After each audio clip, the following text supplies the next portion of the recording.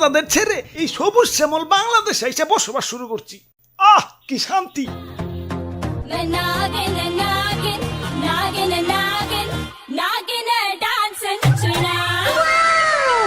আহ তোমার নাচে সন্তুষ্ট হইয়া তোমারে আমার 101তম বিবি বানাইলাম।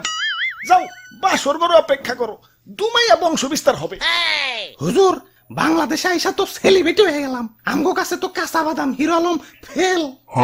নেটে ঢুকলেই খালি আমগো ছবি। কও কি? তাইলে তো আমার একটা ইউটিউব চ্যানেল খোলা দরকার।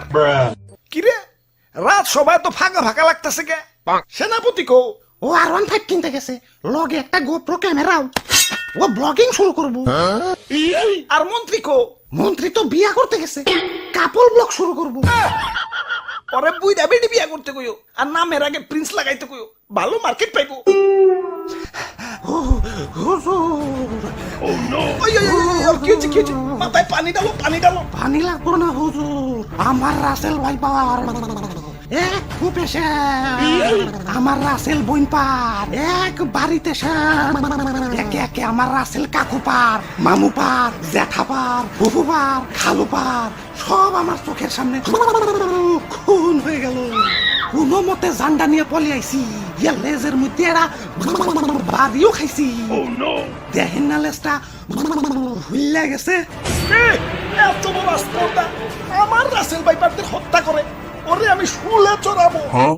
এটা তো শুলে আটবো না, এটা তো ছোটখাটো জীব জন্তু না, আস্তা মানুষ। সামান্য মানুষ দেয়া ভয় পাইলি? ওই যা ওরে কামড় দিয়ে 150 গ্রাম বিষ ডাইলা দিয়ে আয়, বাপের জন্মে যাতে সুজা হয়ে না হারাইতে পারে। ওরা তো একজন না, পুরা বাংলাদেশের মানুষ হেইপা গেছে। আমরা তো মোস্ট ওয়ান্টেড ক্রিমিনাল। গলিতে গলিতে আমাকে পোস্টার লাগানো, ধরতে পারলেই 1.5 লাখ টাকা পুরস্কার। হাই হাই, ও কি এতক্ষণ? হুজুর এইমাত্র খবর পাইলাম মন্ত্রী সাহেব বিয়ার আসরে বউ সুদ্ধা খুন হয়েছে, আর সেনাপতি R15 সহ আটক হয়েছে। ধরু তাও রামগো উপরে তো খেপছে কে? দেশে তো আরো সাপ আছে, অগরতে তো মারে না। সামান্য 150 জনের একটা গ্রুপ নিয়ে বাংলাদেশে আইছি, বংশ বিস্তারই করা পারতাছি না, এর মধ্যে সব শেষ দিয়ে দিতেছে। না এভাবে চলতে থাকলে তো বংশ নির্বংশ হয়ে যাবো। হুজুর ফেসবুকে ভাইরাল হওয়ার পর থেকে আমাকে মৃত্যুর হারারও বাইরে গেছে। বাংলাদেশের 1.5 বছরের বাচ্চাও এখন আমাকে চিনে, মানুষের সামনে পড়লেই খেল খতম।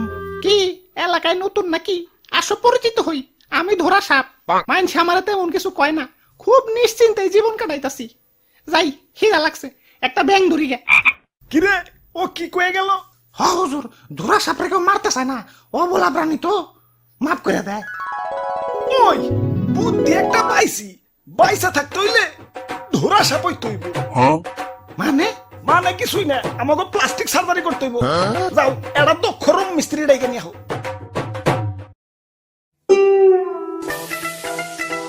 ভাই রে ভাই, আর ওর ভাই